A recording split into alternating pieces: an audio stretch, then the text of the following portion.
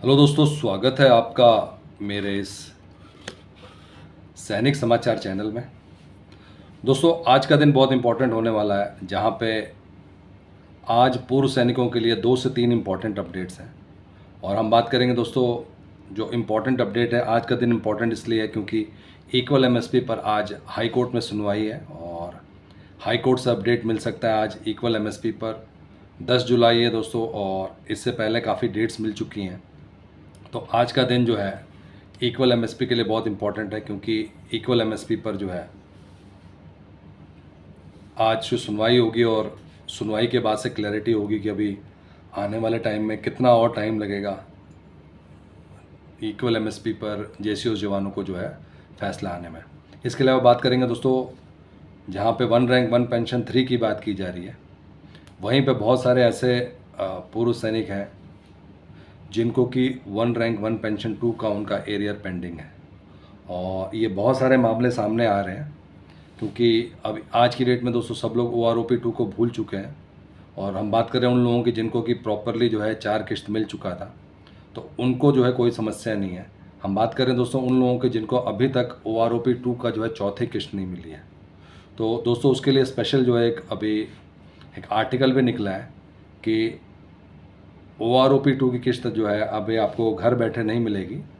आपको ये हाईलाइट करना पड़ेगा, क्योंकि उन्हीं लोगों को OROP 2 की जो है चौथी किश्त नहीं मिली है,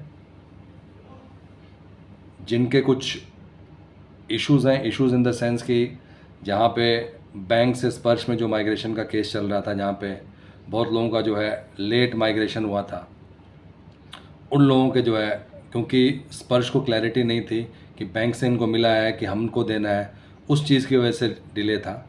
लेकिन दोस्तों अब ऑलरेडी जो फरवरी तक का टाइम था वो अब जा चुका है।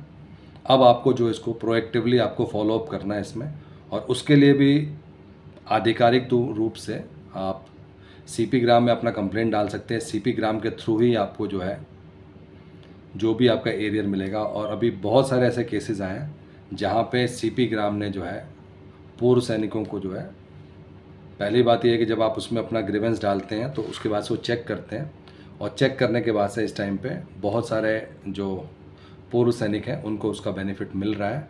और इवन जो है जुलाई महीने में भी जो पेंडिंग OROP के चौथी किश्त थी या तीसरी किश्त थी, और कई लोगों को तीसरी और चौथी किश्त एक साथ भी मिली है, जहाँ पे उनकी पेंडिंग चल रही थी, लोगों को 1 लाख रुपए तक का भी जो है एरियर मिला है। तो दोस्तों अगर अभी भी आपके पास OROP 2 की किश्त नहीं मिली है, तो दोस्तों उसको जल्द से जल्द आप रिजॉल्व करा लें। वो 100% आपको मिलेगी। OROP किश्त आप ही की है। सिर्फ और सिर्फ दोस्तों आपको इसको CP ग्राम के थ्रू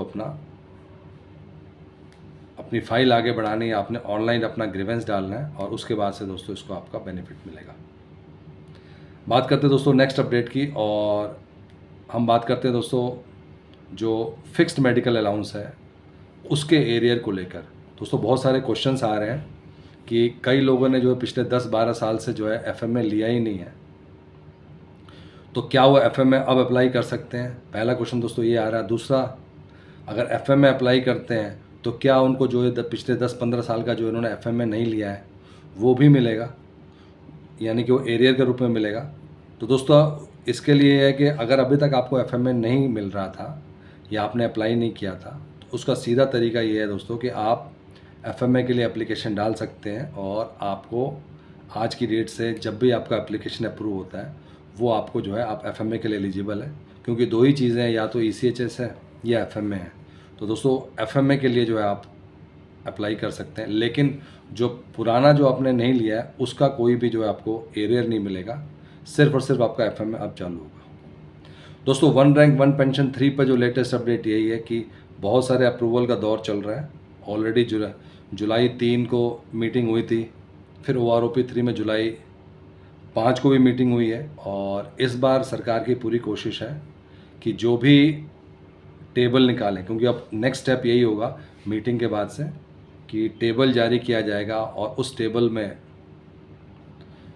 अलग अलग रैंक पे अलग अलग जो टाइम है उसके हिसाब से दोस्तों टेबल जारी किया जाएगा।